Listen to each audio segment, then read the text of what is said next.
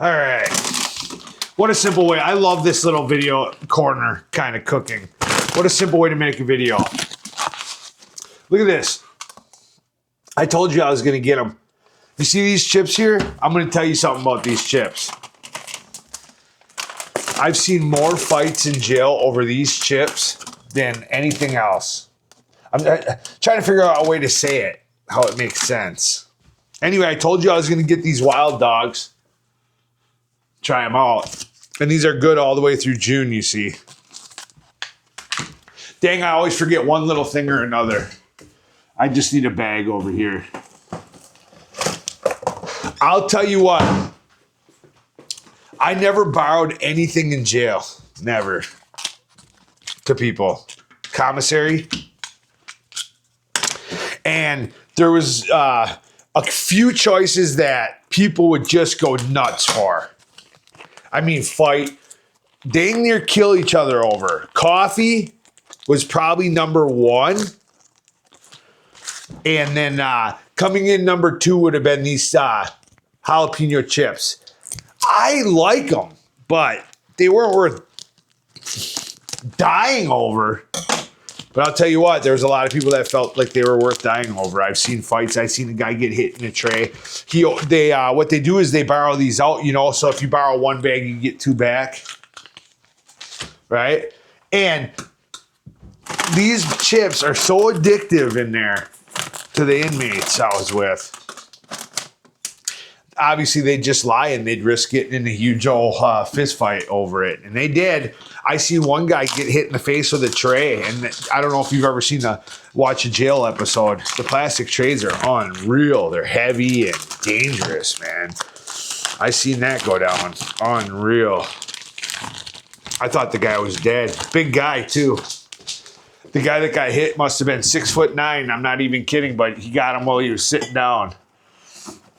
He was sitting down watching the Maury Povich show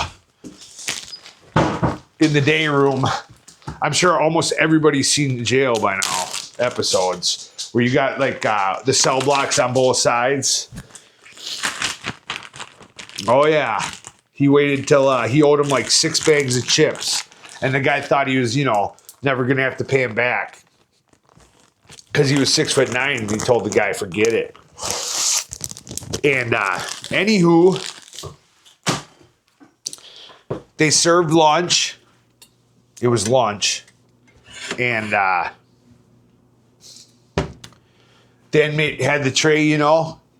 And the other guy thought that at this point it was over. Because it had gone on for... it was a while. Whereas the other guy kind of forgot about it and let his guard down enough, you know. And sure enough, he had that tray. He kept it capped, walked up behind him and hit him right over the face and side of his head and everything with the whole tray.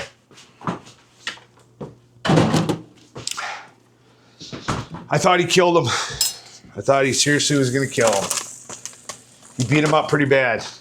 Because what happens is that guy went down. He was alive. But then, you know, the guy came up and just kept wailing on him. Food was everywhere. That's probably why I'll never forget it. Because the food, he obviously didn't care about the food in the tray. He hit him with it.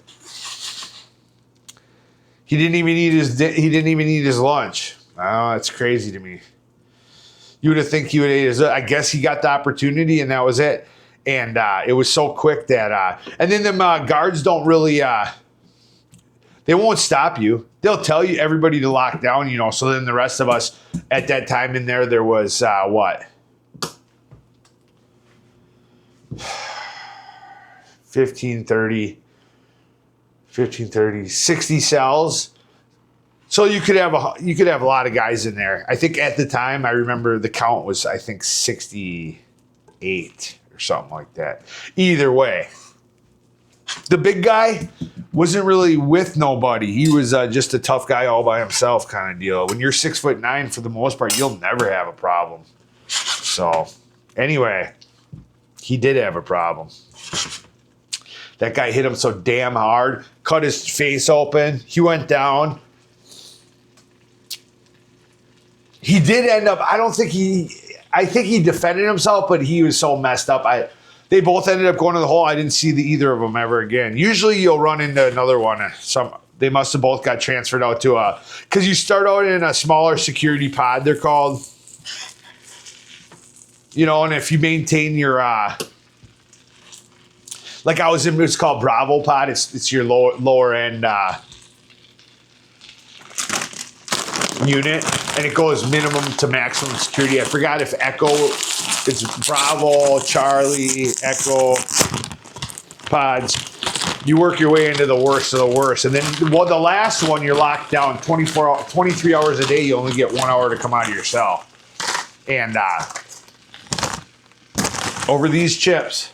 Actually, they're a little whiter at the time. I don't know. These look a little different, but same concept. And people loved them. I don't know. I didn't. I personally wasn't that big of a fan. But what happens is you buy what people like. Like I always got bags of coffee. And back then, the commissary really wasn't expensive like it is now. I remember coffee was like you get a whole bag that would last. I'm talking a big bag of coffee for $6, $8 back then in 2000. Anyway, I've been telling you I was going to watch these Wild Dogs. Or I was telling you I was going to eat this Wild Dog and give you guys an opinion. I already ate, what do you call it tonight a little bit? Papa. $6 customer appreciation, or I won't even go there. Put it that way. It ain't worth it. It was okay. It'll fill your belly. But yeah, I'm gonna cook a couple of these in here too. A couple jalapenos because I'm out of. Throw them right in there and let them cook. I forgot onions. You guys know how much I love onions. Yeah, the only reason I brought that up is because. It's just, I love learning, and I don't know how long I'll be on here anymore. But I just love making videos, so it's okay. It's not a big deal. I'm not in the position now where it's do or die or anything. I don't need the money if I did make it or not. And I made 155 videos. Well, a girl today just got out of jail. She's never taken care of her kid. She's been in prison for I think 6 years. They're trying to make her way better looking than she is with AI. I don't know. She made a little YouTube account. Her first video, just because of that, she got 100,000 views already in one day. I don't know her name. I'm just saying, it's plain to see that if you're not a grifter, you're not selling your body, showing your body off, you're not willing to go to that level, it's just not a game. YouTube's not your game. You know? Not for just a guy that's a decent person that does things the right way and is not grifting. And I know it sounds like an excuse because it is. It is an excuse. That's okay. I've gotten over it though. Look at here. She's pumping up. That's good. That's what I want to see. Because a lot of times it's so hard to cook the inside of that dog, you know.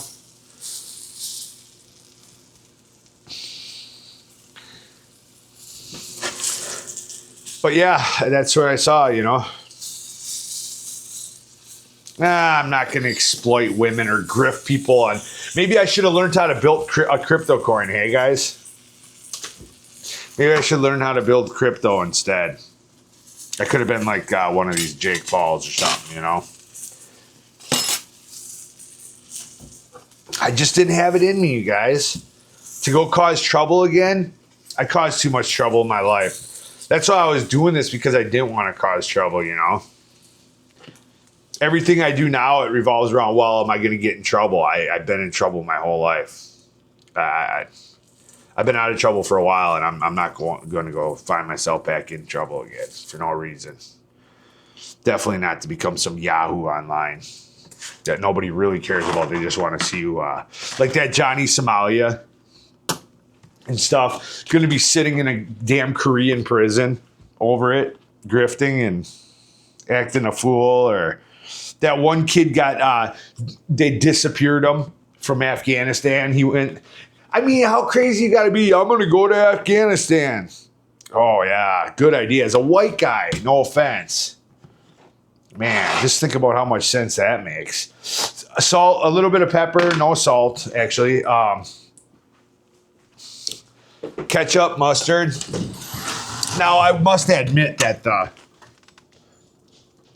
jalapenos will probably take away from the exact flavor of the situation where I might not get a perfectly accurate flavor profile.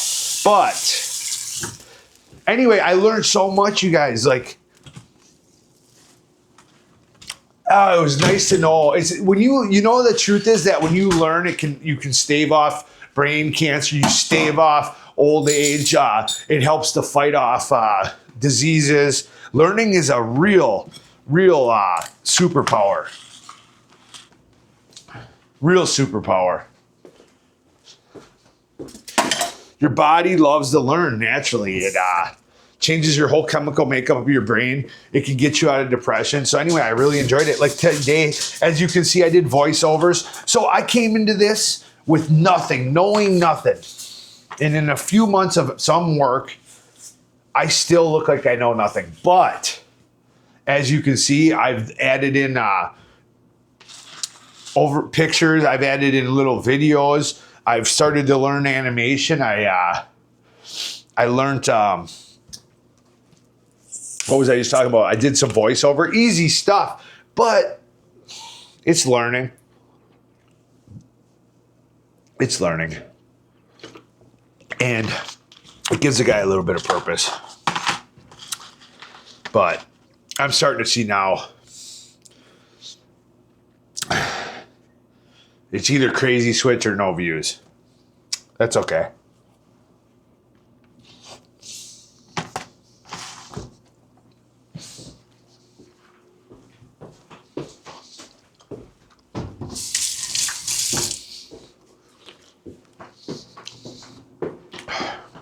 It's good. 7 out of 10. Crazy Switch was a menace to society, you guys. And as fun as that would be to watch somebody go into an utter breakdown in their life, I don't ever want to be that guy again. Drinking, stealing, multiple felonies, on the run all the time. Thinking I was tough. Fighting. Waking up, you don't even remember the day before. Taking so many whatever pills I could get my hands on with alcohol, Xanax.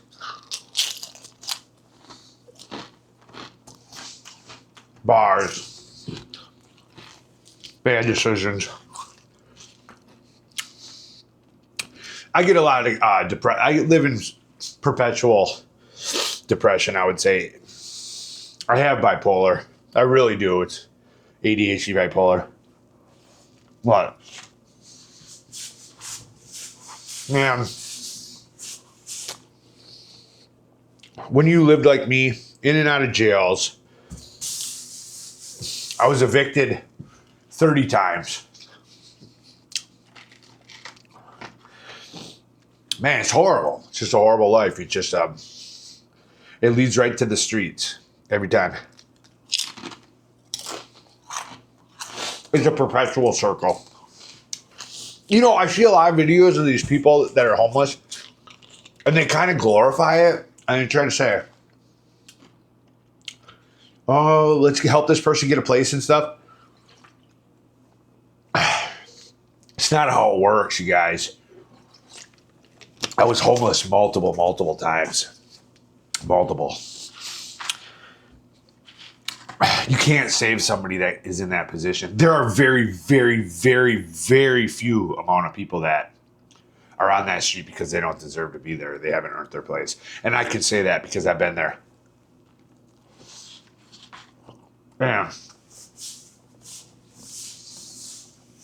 They're the most manipulative people you ever meet in your life. You'll buy them a hotel room and they'll steal everything, sell the TV. Over and over again. It's just how it is.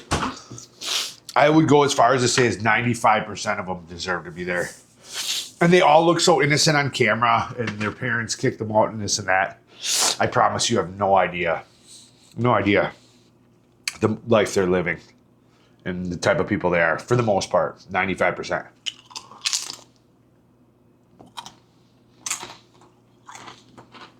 When I was on the street like that, I was lying, stealing, anything. It didn't matter. There's no code. Steal from anybody. Don't matter if they helped you out. Anything that keeps supporting a habit, no. You don't think about nothing but that day. You literally, I'll never forget it.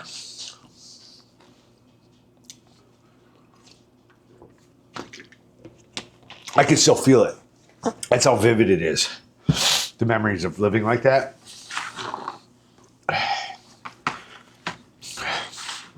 I can feel waking up to tell you what it was like. I can still feel it.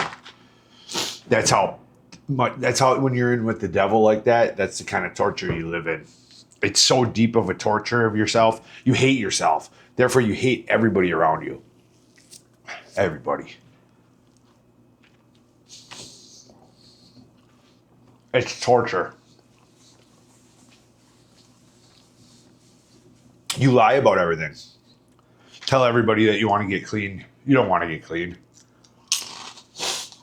You know, thank God it wasn't on heroin, but what's the difference? Any pill I could get my hands on, Xanax, boozing, $6 bottles of booze back then, stealing, any type of thing to make money that was illegal. I didn't care. Didn't matter. Didn't matter who'd get hurt. You got such a resentment and anger towards people, you don't even know them, but you hate them just because, it's a hate. You believe that they've taken your life from you. You believe that they're living a life that you deserve. That's how selfish you are.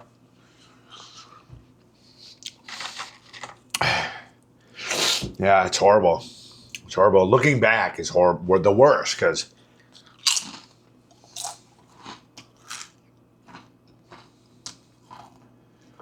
you got to let it go, because there's nothing you can, there's no way I could change what I was doing.